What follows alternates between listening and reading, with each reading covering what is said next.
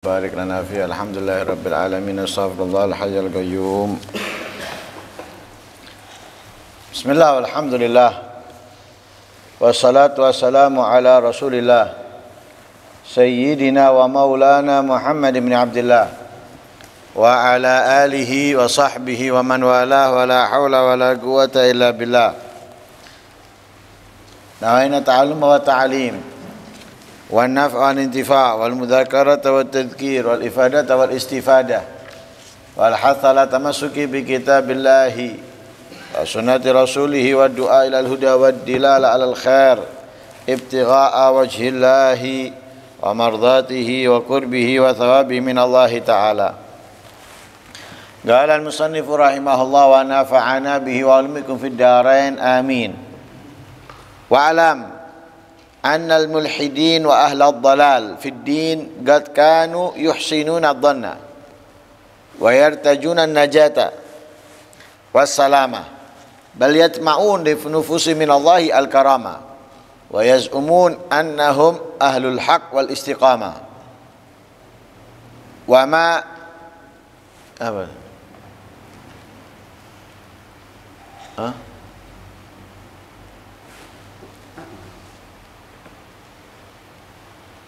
وما أعني أنهم ظنهم وحسابهم ذلك من الله شيئا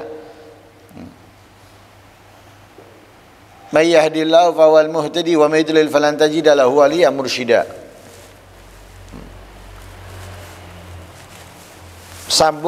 Sambungan dari pembahasan kemarin, bagaimana orang yang bodoh tertipu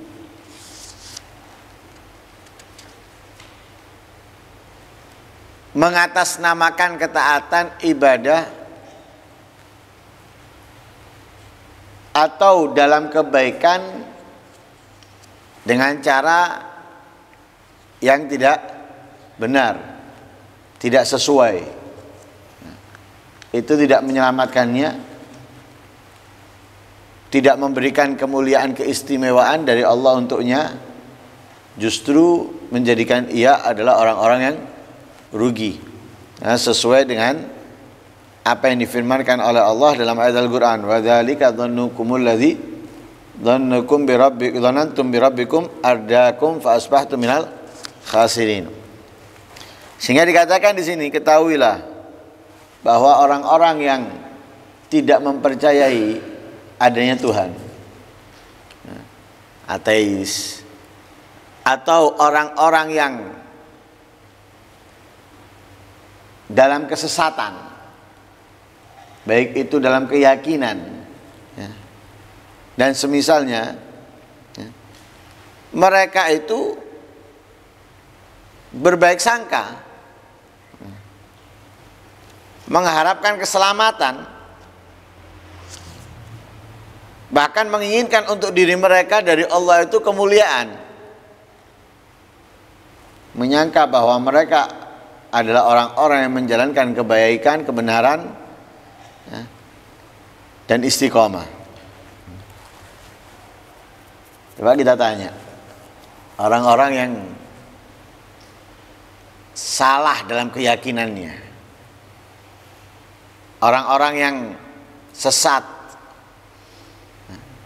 dan lain sebagainya itu, tanya mereka, yang mereka inginkan adalah keselamatan. Yang mereka inginkan adalah kemuliaan dari Allah. Dan mereka pun meyakini bahwa mereka dalam kebenaran,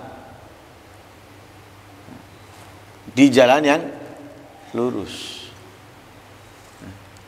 Padahal mereka dalam keadaan yang salah, dalam keadaan lalai atau tersesat dan lain sebagainya.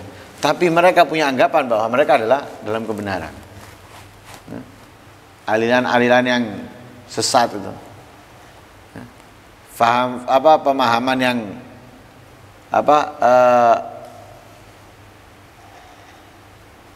yang keliru. Mereka meyakini bahwa mereka dalam kebenaran. Bahkan menganggap yang lain yang salah, mereka yang benar.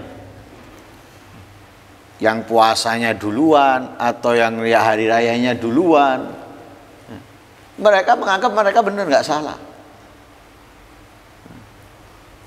Dan mereka pun mengharapkan keselamatan, keberuntungan, kemuliaan dari Allah. Itu yang sholat, yang masih puasa, bahkan mungkin zakat, menunaikan ibadah haji. Lainnya sudah meninggalkan itu semuanya. Bahkan tidak meyakini adanya Tuhan. Tetap, walaupun seperti itu, mereka beranggapan bahwa mereka dalam kebenaran. Loh, apakah itu dibenarkan?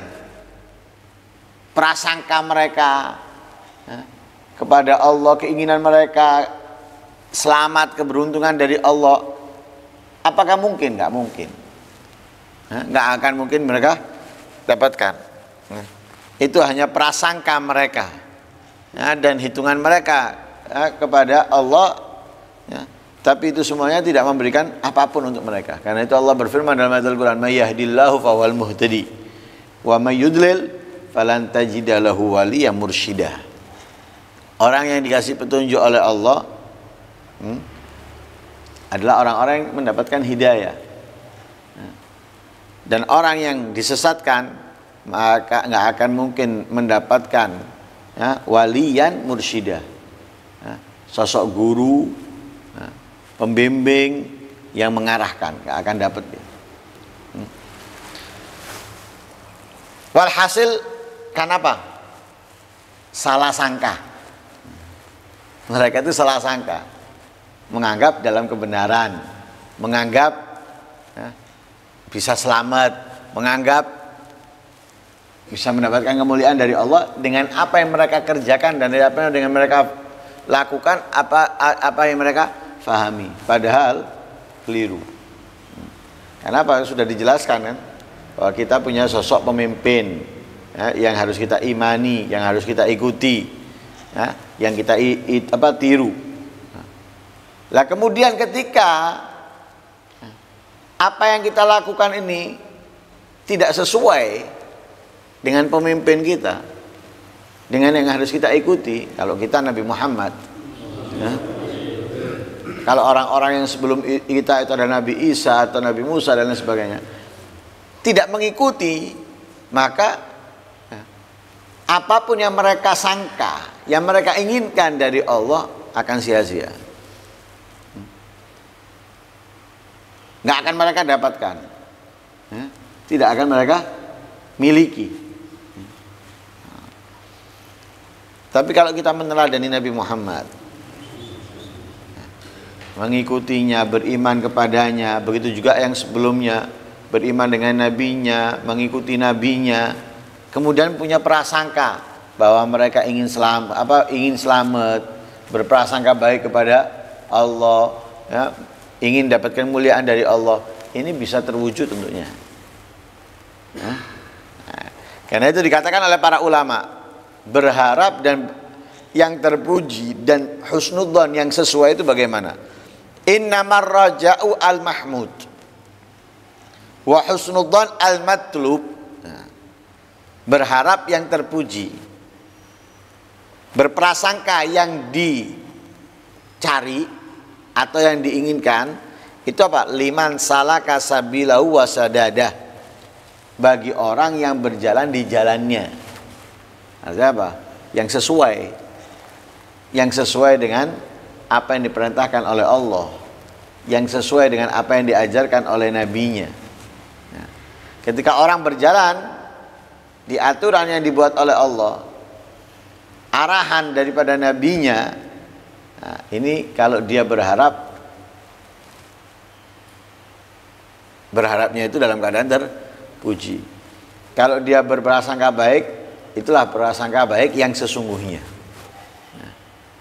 Liman salaka sabila, wasadada, berjalan di jalan yang sesuai, yang benar. Wahtama an ilalihi wa fasadi, menghindar, menjauh dari yang merusaknya, penyakitnya. Nah, meninggalkan yang dilarang, menjauhi apa yang dibenci. Nah, kemudian dia berharap, itu loh, berharap yang benar. Ya. Berprasangka baik, itu berprasangka baik yang diinginkan. Lihat firman Allah, innal ladzina amanu wal ladzina hajaru wajahadu fi sabilillahi ulaika yarjuna rahmatallah. Bukan orang yang duduk manis, nggak melakukan apapun, kemudian berharap rahmatnya Allah bisa dia dapatkan. Nggak melakukan apapun, nggak bisa. Apalagi misalnya melakukan yang dilarang, kemudian mengharapkan rahmatnya Allah, nggak akan mungkin dapat. Bisa mendapatkan rahmatnya Allah, lihat apa yang difirmankan oleh Allah. Innal ladzina amanu, orang-orang beriman. Wal ladzina hajaru, orang-orang yang berhijrah. Berhijrah meninggalkan keburukan, ya, melakukan kebaikan, meninggalkan kekufuran, menjalankan apa yang ada dalam ajaran Islam. Wajahadu fi sabilillah, berjihad di jalan Allah,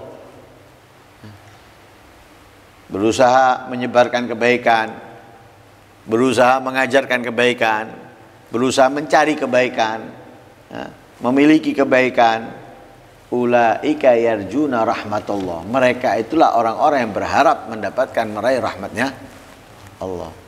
Jadi kalau mereka berprasangka baik kepada Allah atau ingin selamat dari hal-hal yang dibenci, yang dimurkai, ya, sesuai. Kenapa? Beriman, berhijrah, ya, berjihad, ya, sesuai. Makanya Allah mengatakan ulaika yarjuna rahmatullah, itu loh orang-orang yang mengharapkan rahmatnya Allah. Lah kalau tidak menjalankan hal ini semuanya, nggak bisa dikatakan dia mengharapkan rahmatnya Allah. Tidak bisa dikatakan dia berbaik sangka, ya, dengan benar.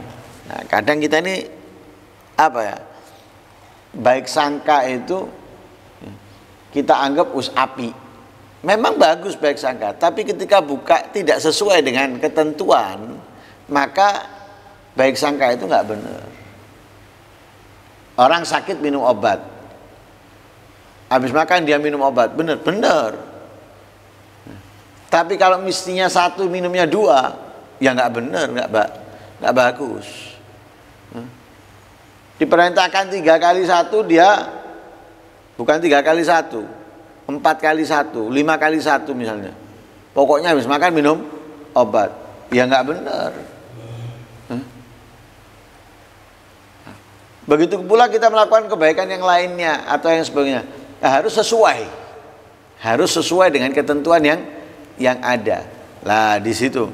Nah, tapi banyak orang yang tertipu gitu loh. Banyak orang yang tertipu. Makanya di sini pembahasannya itu orang yang tertipu. Dengan apa? Lewat kebaikan. Tertipu dengan lewat husnudzon, ya, lewat berharap selamat, ya. Nah, semuanya digantungkan kepada Allah. Akan tetapi berprasangka baiknya ini tidak sesuai, berharapnya tidak sesuai,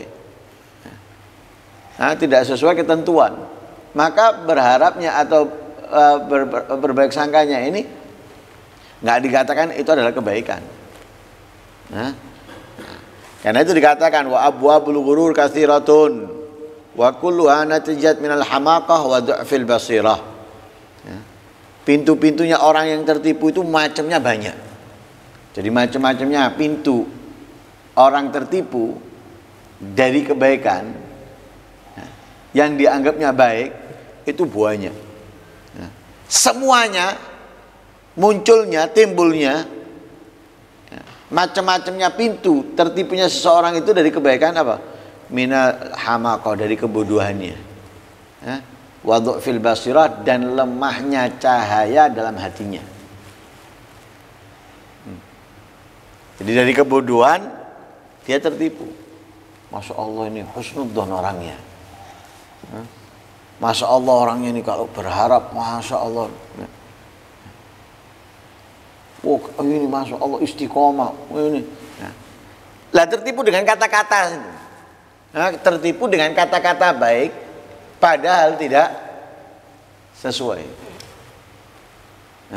Padahal tidak sesuai. Itu banyak Lah kenapa kok tertipu orang-orang? Ya, pertama karena bodoh. Karena bodoh dia tertipu dengan nama itu. Nah, seperti contohnya ya, ulama. Kata apa? Kata yang baik, kata yang mulia bagi seseorang. Ya, alim. Wow. Kan gitu. Lah orang kadang dikatakan orang alim. Oh, ini bos orang. Padahal tidak sesuai. Nama dengan orangnya nggak sesuai. Tapi orang sudah tertipu dengan apa? Kata alimnya dulu. Doktor, profesor, orang sudah dengan titel itu bos. Padahal terkadang dokter, profesor tidak sesuai. Tidak sesuai. Benar dia bergelarkan doktor, benar dia bergelarkan profesor. Tapi pemahamannya apa yang disampaikan tidak sesuai dengan apa yang dia dapatkan dari untuk gelar itu. Kenapa? Itu di penyimpangan-penyimpangan yang terjadi sama dengan umumnya orang awam ini atau orang-orang yang ngelihat kata itu baik bagus. Padahal karena tidak sesuai, bukan kebaikan, malah justru apa? Membuat orang itu tertipu. Tertipu. Nah, itu karena kebodohan, wadha'fil basirah. Nah, dan itu dikatakan apa? Kebodohan dan lemahnya hati atau apa cahaya dalam hati itu da'un udhal. Yas'ub ala masyayikh tarbiyah amru sahibiha wa ilajuh. Ya, itu penyakit yang parah.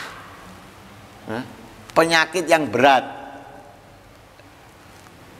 Para guru pendidik ya, kesulitan untuk apa? Memerintah orang-orang yang punya penyakit ini dan mengobatinya. Suara.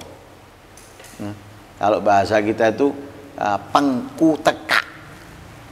Ya, orang yang pengku teka sok ini dikandani soro. Diarahkan itu sulit. Ya apa? Mereka sudah menganggap bahwa dia adalah benar. Menganggap dirinya dalam kebenaran. Diarahkan. Dibenarkan sulit. Kalau kita sudah menghadapi orang-orang seperti itu, justru malah kita yang diserang, disalahkan. Ya? Karena ini, karena itu, karena ini, karena itu, karena ini, karena itu ini. Kenapa? Ini penyakit yang, waduh, diluruskan itu dibenarkan nggak bisa. Menganggap justru yang meluruskan adalah yang salah. Dianggap nggak gini, dianggap nggak gitu, dianggap nggak membela ini, dianggap tidak membela itu. Penyakit yang sulit. Yang dipandang 1.000 dibuang sama dia. 1.000 yang hebat-hebat dibuang. 1.000 yang diakui internasional dibuang. Dianggap satu semuanya sudah mengalahkan semuanya. Ini penyakit yang luar biasa. Kenapa? Kebodohan. Nah, karena itu pintu-pintu baik tertutup dengan kebodohannya, tertipu dengan kebodohannya. Karena itu dikatakan dalam sebuah syair, wada'ul jismi multamisun syifa'u wada'un nauk laisa lahu syifa'u. Penyakit kalau ada di dalam diri kita, di jasad kita ini, itu ada harapan disembuhkan. Ya.